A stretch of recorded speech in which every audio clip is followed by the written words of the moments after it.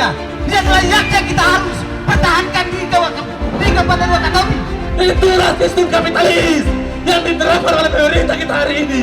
Sistem liberal, mau-maunya pemerintah, digaji dari uang rakyat, mau bekerja semua maunya. Yang mau dikorbankan adalah pade. Naikkan segala apa pajak, segala pungutan untuk bisa menutupi utang yang ditinggalkan yang dibuat atas hasil persekongkolan. Jadi kami minta kepada pimpinan daerah, kalau memang menghendaki rakyat sejahtera, maka cegahlah perbuatan yang merugikan rakyat. Kami hanya ingin menanyakan saja dasar hukum Bapak menandatangani rencana pinjaman daerah. Kalau tidak mampu mengurus daerah, let go sajalah. Jangan paksakan kehendak untuk lebih berbuat zalim kepada rakyat.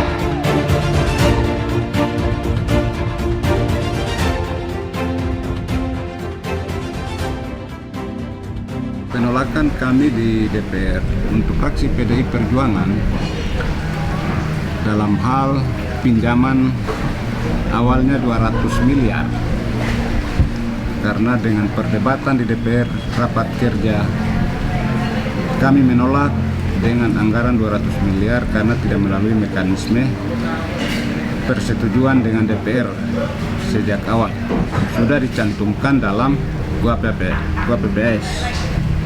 Jadi pada saat ini dalam rapat kerja kemarin kami juga sampai hari ini masih menolak karena masih ada tercantum di situ 100 miliar untuk dimasukkan ke keputusan KUHP-PPS. Maka pada hari ini juga di pandangan fraksi kami juga menolak selama ada anggaran pinjaman yang tercantum di dalam KUHP-PPS yang sudah disepakati oleh teman-teman fraksi lain senilai 100 miliar, maka kami juga menolak. Keputusan kami dari fraksi PDI Perjuangan hanyalah satu, bukalah pinjaman 100 miliar itu supaya kita bahas APBD murni sesuai dengan keinginan kami di PDI Perjuangan. Karena hitung-hitungan kami di PDI Perjuangan, anggaran Wakatobi belum kita meminjam karena masih cukup dengan anggaran yang ada. Kenapa Gerindra wall out? Itu pertama kami menilai bahwa pertama tidak prosedural. Bukan berarti kami garis bawahi, bukan berarti kami tidak setuju bahwa pinjaman itu, kami tidak setuju bahwa untuk pembangunan tidak, itu lain dari konteks itu. Dan kami sangat setuju kalau seluruh anggaran daerah tetap didistribusikan untuk pembangunan daerah demi kemaslahatan umat. Cuma di sini kenapa kami menolak? Kami DPRD Wakatobi hari ini tidak mencetak sejarah membuat daerah ini bobrok,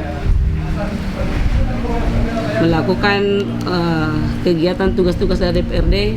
Kami tidak mungkin sewenang-wenang mencederai masyarakat kami.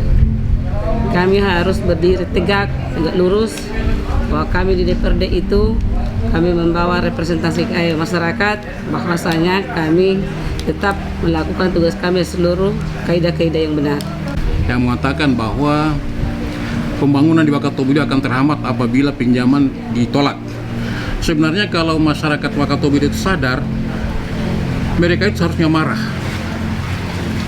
Pembangunan di Wakatobi itu tidak bisa kita andalkan dari dana pinjaman. Kalau Bupati mengatakan bahwa dana pinjaman itu akan dialokasi untuk pembangunan di Wakatobi itu sebelum-sebelumnya adalah penghinaan.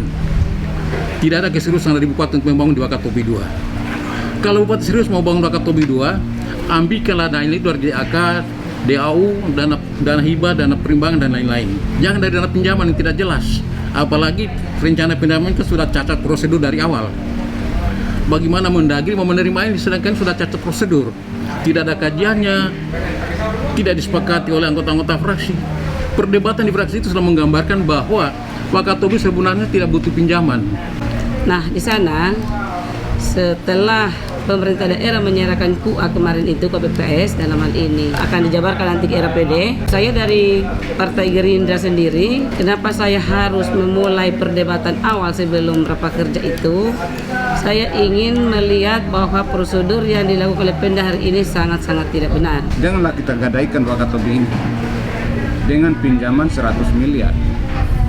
dengan untuk pembangunan cuma beberapa gedung dan jalan, itu juga tidak tuntas.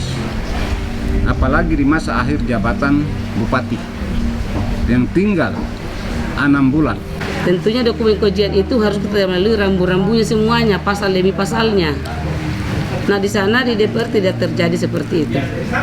Tiba-tiba nyantol ada pinjaman di KUA tanpa ada lampiran dokumen kajiannya Pemda.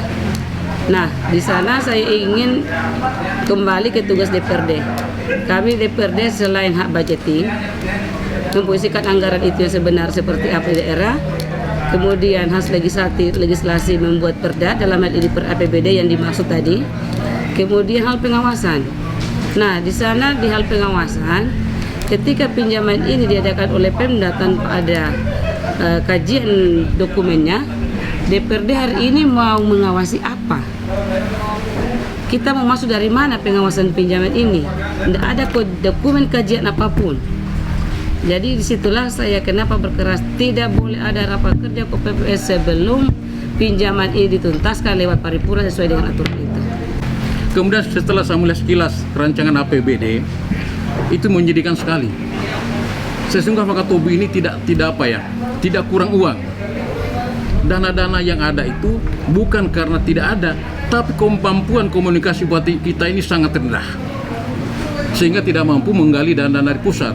Contoh yang paling dekat, saya ambilkan dana hibah, ada dana hibah. Di situ dana hibah itu hanya tercantum 30 miliar. Padahal sesungguhnya kita ini sebagai daerah tujuan wisata, 10 top pariwisata Indonesia, itu kita itu bisa mendapatkan dana hibah itu dari provinsi saja itu bisa mendapatkan sampai 100 miliar. Berarti kan masalah komunikasi. Bupati kita yang tidak mampu membangun komunikasi dengan pemerintah pusat, pemerintah daerah. Jadi saya menegaskan di sini bahwa ketika rencana pinjaman itu ditolak, tidak berarti pembangunan di Wakatobi II akan terhambat. Tidak sama sekali. Justru marahlah Wakatobi II, saudara-saudara Wakatobi II, kalau pembangunan di situ diadakan dari dana pinjaman. Ini satu penghinaan. Tidak ada keseriusan dari Bupati. Kalau mau tuntutlah Bupati itu untuk menganggarkan dari DAU, DAK, dana hibah dan lain-lain. Jangan dari dana pinjaman tidak jelas. Itu. Jadi jangan sekali-kali menuduh bahwa anggota fraksi PDI Perjuangan menolak itu dan dengan sendirinya pembangunan di Wakatobi akan terhambat. Itu tidak betul, kebohongan. Cukuplah Bupati menjadi pembohong, jangan lagi anggota-anggotanya yang lain jadi pembohong. Terima kasih.